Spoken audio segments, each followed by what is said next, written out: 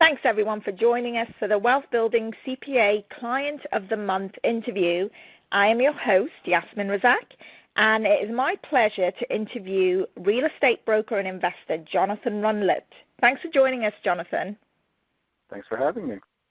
Okay, Jonathan, we'll get to you in just a sec. I'm just going to share with the audience a little bit about Ebere Collier. So for those of you perhaps are not too familiar, Ebere Collier is the Wealth Building CPA. She is a CPA obviously, but she's also an active real estate investor and the founder of Wealth Building CPA. She owns real estate investments in 5 states across the East Coast. Her company has helped over 5,000 people, just like you, prepare their taxes online and offline. But her greatest joy comes from helping clients, friends, and associates become free of financial stress. So for a free consultation with Ebere, please call the number on the screen. Right, now let's get to Jonathan. Now, Jonathan Rundlett is the broker/owner of Exit Deluxe Realty in Chevy Chase, Maryland. He has over 10 years of experience in the mortgage industry. He helps investors accomplish their goals, and he was also honored with the award of Investor of the Year in 2014 by one of the largest real estate investor associations on the East Coast. He has experience in various aspects of real estate investing, including wholesaling, rehabbing, small commercial deals, notes, and syndications. And he provides coaching and training to many national real estate groups. So you're quite busy there, Jonathan, aren't you? I try to keep busy, yes. I know I met Jonathan probably about 10 years ago at one of the RIAs, and he always struck me as one of the ones that would actually get the deals done as opposed to just buying products and letting them gather dust on the shelves. And I went to see a couple of your rehabs. I don't know if you remember, back in Hyattsville or Bladensburg or somewhere like that. Absolutely. Yeah, so that was great. And it's good to see that your career has really progressed since then. So tell us a little bit about how you got started in real estate investing. Well, it came from me having 2 different times in my life where I had something completely outside of my control affect my ability to make income.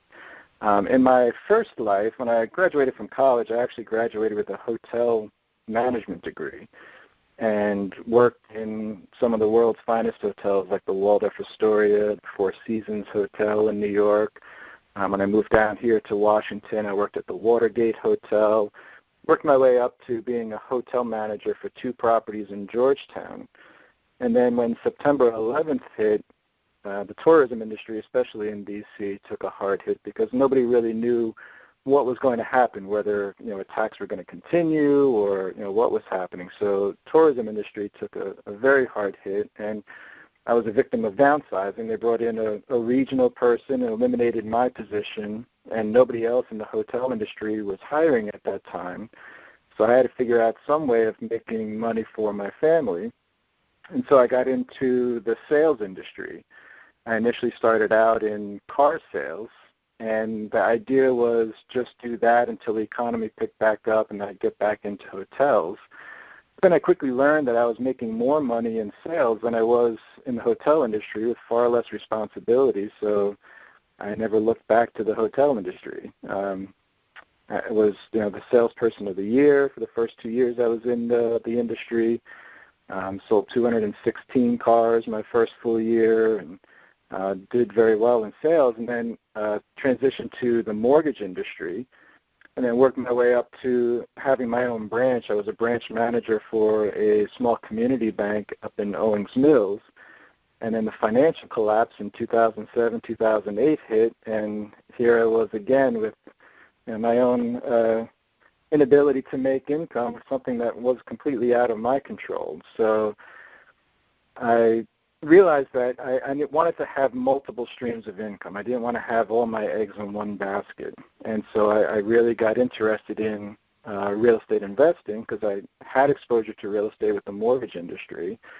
And that's how I really got involved. So I got involved in about 2008, really getting into real estate investing, taking a lot of different courses, learning from a lot of different gurus, whether they're national gurus or local gurus, really learning about real estate. And I had that aside from also working full-time as a mortgage originator. I closed the branch, but I decided to continue working for another company just as a loan officer, just so that I could, make ends meet for myself and not have to worry about other people and paying out salaries and marketing and all of that. So I continued my mortgage career, but really got involved in real estate investing at that time.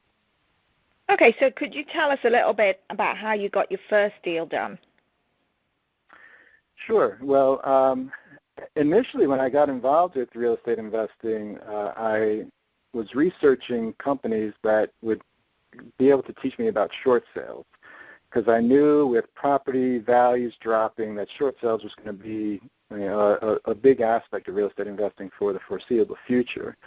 And I found some company out of Las Vegas that had a program that taught you all about short sales. They provided all the materials. They had coaching available. So they had coaching calls once a week to make sure that you were on track and answered any questions and held you accountable for completing what you had set out to accomplish. And that was great. And just when I was about to start going out and using the contracts and everything that they had provided, I took a step back and said, okay, well, let me just have this reviewed by an attorney, make sure everything is, it meets the rules and regulations here in Maryland, since this company was out of Nevada. And that was obviously a very good thing that I did, because I quickly found out that although this was a technique, because they taught about targeting people that were in pre-foreclosure, that were behind on their mortgage payment but hadn't yet gone to foreclosure. And the attorney that I reviewed the paperwork said, okay, well, this probably works well in other parts of the country, but here in Maryland we have a little law called Protection of Homeowners in Foreclosure Act. And if you did what they're telling you to do here in Maryland, it could be a $10,000 fine and you can land in jail for 3 years. Wow. So here I'd spent thousands of dollars on this system to learn short sales, and quickly realized that everything that I had learned and all the material I had purchased couldn't be used here in Maryland. So I decided to try and find some people here locally that knew all the laws and regulations that could guide me on what to do and how to act within the laws here in Maryland. And so after suffering that setback, I kind of had paralysis from analysis. I wanted to research everything before I got started, because I was scared that something might be against the law, or something might be that I didn't know that could come back and haunt me. So I spent almost a year probably buying all sorts of courses and getting all sorts of information, but never really taking action. And the first deal I did, I actually didn't even plan on doing the deal. There was an investor bus tour that was happening in Prince George's County, and there was a national rehab teacher that was going to be on this bus tour. Her name is Robin Thompson, and she was going to be looking at the properties with us and telling us how she would estimate repairs and evaluate properties. So I figured it was going to be a great opportunity to learn from somebody who's done hundreds of rehabs themselves. So I decided to join the bus tour, and they had properties that they would provide available for sale, but I wasn't really anticipating purchasing anything.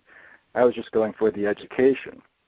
But because I had taken all these courses, I had taken the steps to make myself prepared, because they always say if the door of opportunity opens, you don't want to go back to pack your bags. You want to be able to jump on any opportunity that comes available. So I had done my research and talked to some lenders, got pre-approved, and had all my ducks in a row that if an opportunity came by that I'd be able to jump on it, but I wasn't really planning on it.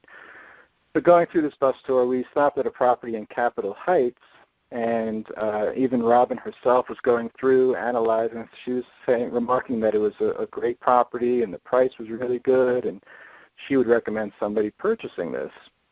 And so when we got back on the bus and they had it available for people to bid on, nobody was bidding on this property. Nobody wanted to move forward with it. And I was like, well, this is too good of an opportunity to pass up. So I ended up agreeing to bid on the property, and I ended up purchasing that property right there on the bus tour.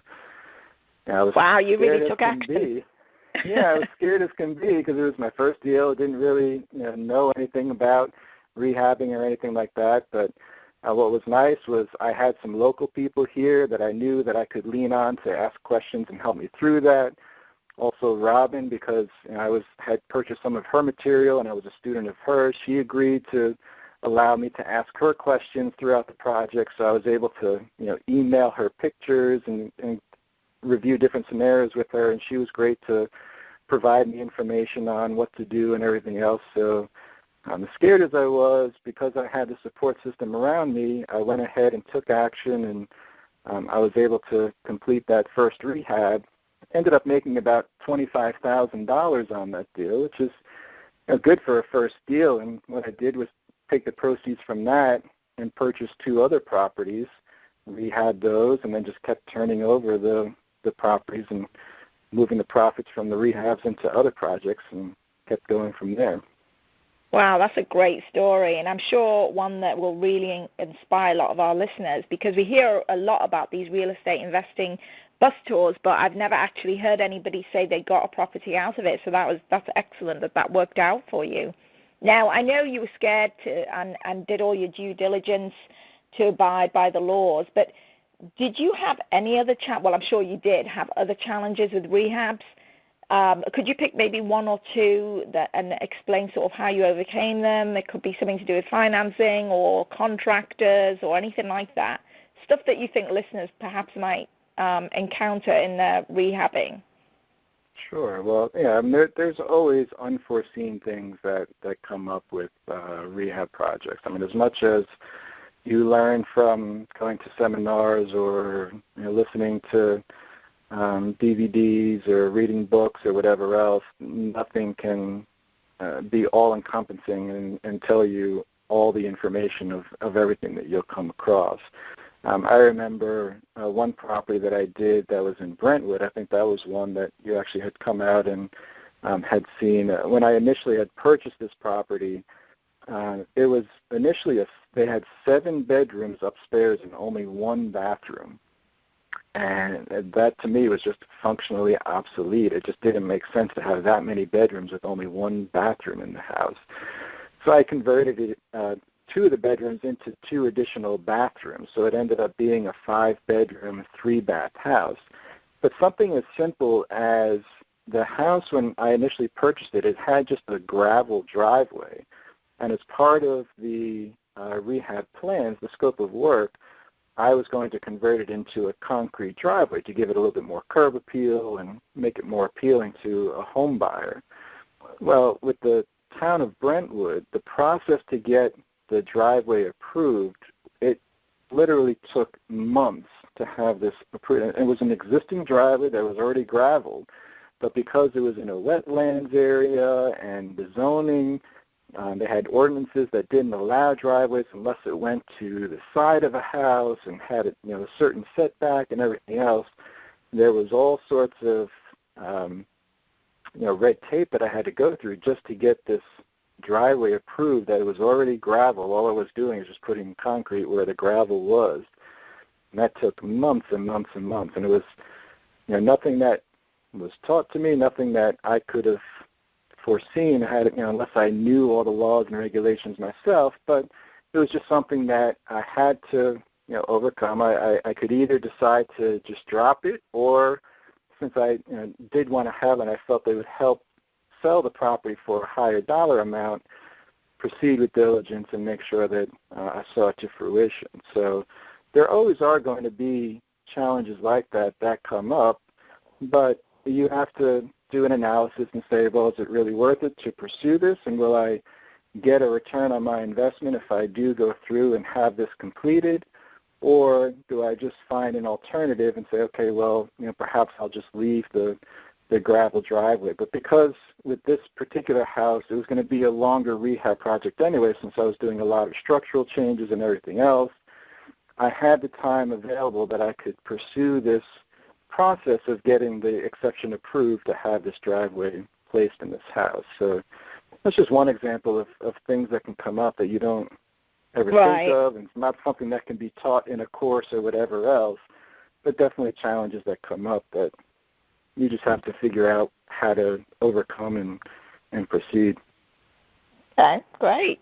Now, I don't know if you'd mind sharing with the listeners, what has been your best deal, financial, profit-wise? Well, it's funny. I talked about the first deal where I made a profit of $25,000. That, on average, rehabs generally are going to give you a profit between $30,000 and $40,000. It's kind of the average rehab deal in this area. With that being my first deal, I probably paid a little bit higher than I probably could have, and the contractor took a little bit longer because I didn't really know how to manage them so well initially. But then, as you get more versed and more comfortable with it, you become more savvy. And so, one of my latest deals that just closed at the end of this past year, I did a property in Trinidad in Washington, D.C., and we purchased the property through a short sale. We purchased it for the short sale, was $265,000. And we ended up, it was a complete renovation, top to bottom. It was a 3-level townhome. So we put about $180,000 into the property to completely redo it from top to bottom. And we ended up selling the property for $662,000. So wow. With a purchase price of $265 and a rehab cost of $180, we definitely had a much higher than an average rehab profit on that property when we ended up selling it for $662,000. My goodness. And how long did that process take from the minute you bought it to selling it? This took a little bit longer. We purchased it in September of 2014, and we ended up closing the end of December 2015. So it was about a year and 3-month process. It took a lot longer than we had anticipated. Yeah, but the profit margin... Yeah, exactly. The profit allowed us to be able to have the additional holding because the permit process was a lot lengthier than we had anticipated, and we had issues with the contractor. So this was another project that there definitely was some challenges that came up and we had to overcome. But with having that type of profit margin in there, we had the ability that we could withstand the longer renovation process. Okay.